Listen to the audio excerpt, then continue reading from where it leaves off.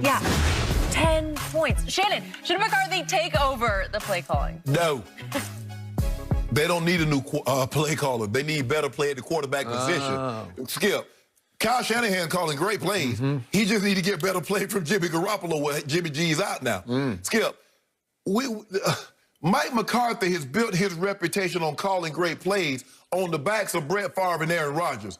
Maybe he's not what we thought he was. You know, when you got 2 first-ballot Hall of Famers, you got guys that have won 5 MVPs, a Super Bowl MVP, and, you know, Aaron Rodgers is arguably the most gifted thrower of the football that we've ever seen. He bailed Mike McCarthy out a lot. Mike McCarthy got a lot of credit for services that Aaron Rodgers provided. So the play calling is not the issue. It's the quarterback play that's the issue. Good luck. I don't care what plays he called. He got Cooper Rush. He got Garrett Gilbert. He got Ben Anthony DiNucci, your homie. Nooch. from James Madison, the Dukes.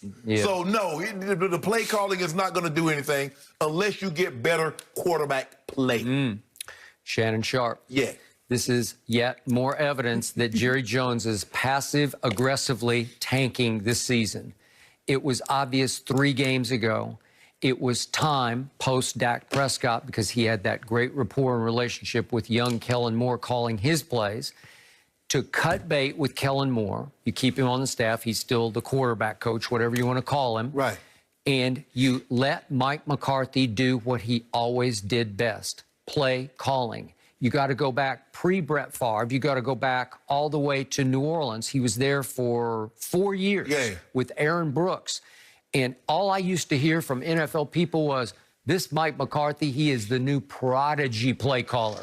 He has turned Aaron Brooks into a Pro Bowl quarterback. In that 1 year, was it 2002, they were 3rd in points scored in New Orleans. They were only 9-7 because they weren't very good as a football team. But Aaron Brooks threw a career-high 27 touchdown passes that year.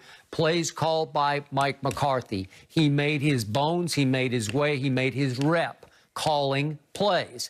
And then he was stuck for 1 year as the OC under Mike Nolan in San Francisco because they had a rookie Alex Smith and Tim Rattay and Ken Dorsey and Cody Pickett, and it was mixing and matches those. So that didn't work. But his rep was so strong that off that year, he still got the head coaching job and the play calling job in Green Bay. There was only 1 year, what was he there, 13 years. Only 1 year did he back off after they had some problems, and he gave up the play calling for parts of 1 season. Well, Skip, if that was the case, why didn't he take the play calling duties from the jump? He should have been in Dak's ear from the jump. Because Dak and obviously Kellen Moore had so much success the year before, he said, I'll oversee this. I'll just sort of govern it from above, but I won't touch it because I can't touch what was working. Right. Well, then if that's the case, they should leave it alone. If you're going to tank, leave it alone. Let Kellen Moore. Well, that's what just happened because this was screaming for him to take it over and do what he does. Instead, I used to call Jason Garrett Coach Clapp. This is Coach Statue. He just stands over there. No, seriously, what does he do? Exactly. Coach Statue. What are you doing? You don't even clap. At least Red got him hyped. Yeah. Red would clap and pat him on the butt when they come to the sideline. Had him right. Had him right. Yeah, they're yawning as they come off the field. You know, they turn it over. They throw a horrendous interception, and he just keeps clapping and butt slapping. We're going to stay the course. Stay the course. We're going to stay the course. Yeah. It doesn't matter. Your brother is the great chef. James Beard Award. He and I both won the same awards. James Beard. Mine was James Harden Beard. But anyway. That's what I thought. Skip, I can give you all the ingredients you want. You'll never be your brother in the kitchen. I don't want to be. But Mike McCarthy can call all the plays he wants. He's not going to have Aaron Rodgers or Brett Favre. So it doesn't matter to calling the plays when you got DiNucci, you got Cooper Rush, and you got Garrett Gilbert. It doesn't matter to play caller. Do you know how many times over the 13 years he was the head coach in Green Bay that I heard Mike McCarthy, he can call them with the best of them. Yes. That was his whole reputation. He had mystique as a play caller. And I grant you, if you have Brett Favre and Aaron Rodgers, it's kind of hard to screw it up. Skip, you know what? But you can make them better. Skip, it's like me being with a beautiful woman. And they say, that's a gorgeous couple. They talking about her. I just happen to be with her. I know you don't think that. That no matter matter what I think. Don't matter what I think, but I'm just saying. So all that great play calling, it wasn't because of him. It was because of Brett Favre and Aaron Rodgers. He just happened to be on their arm. Stop it. You know it. Yeah. Go ahead and take this in. Call him, McCarthy. How Do something. about it? You're just No. trying anything at this point, Skip. Sorry, it's not Too good. late. It's over.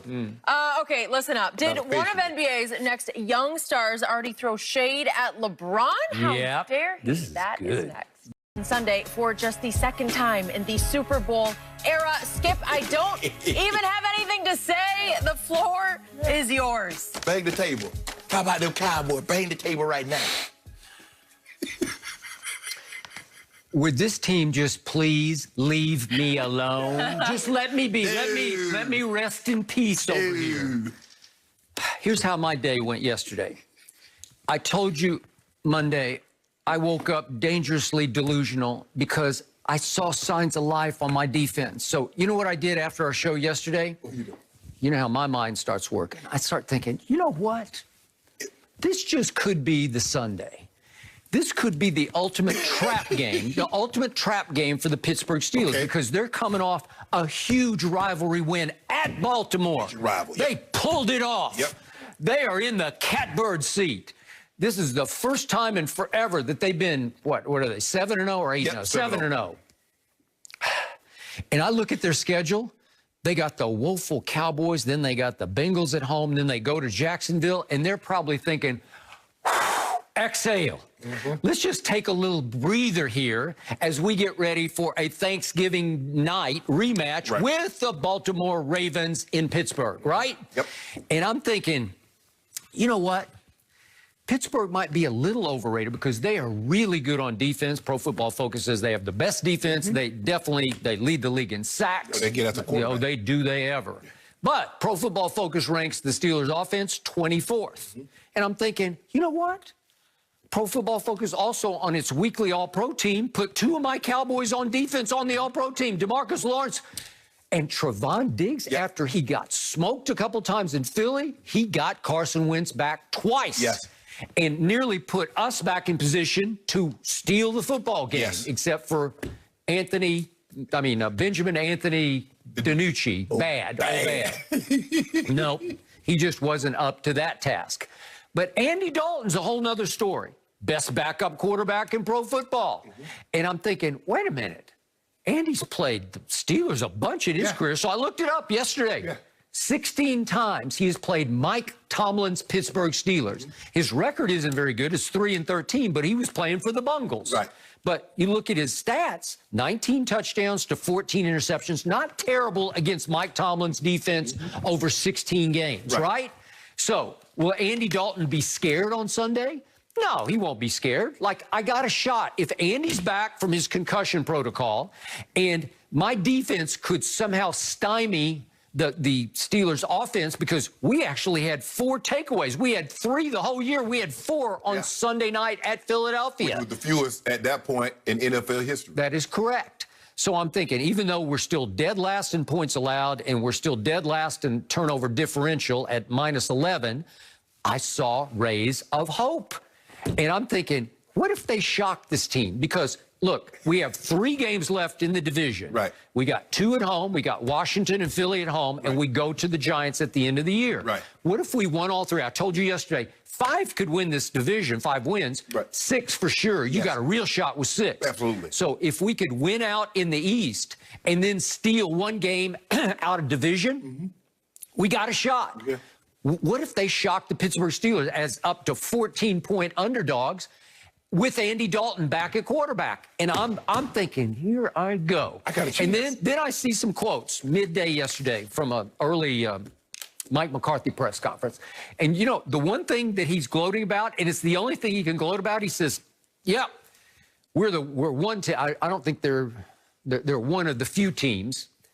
No COVID positives through the regular season for the Dallas Cowboys. And I'm thinking, that's all you got?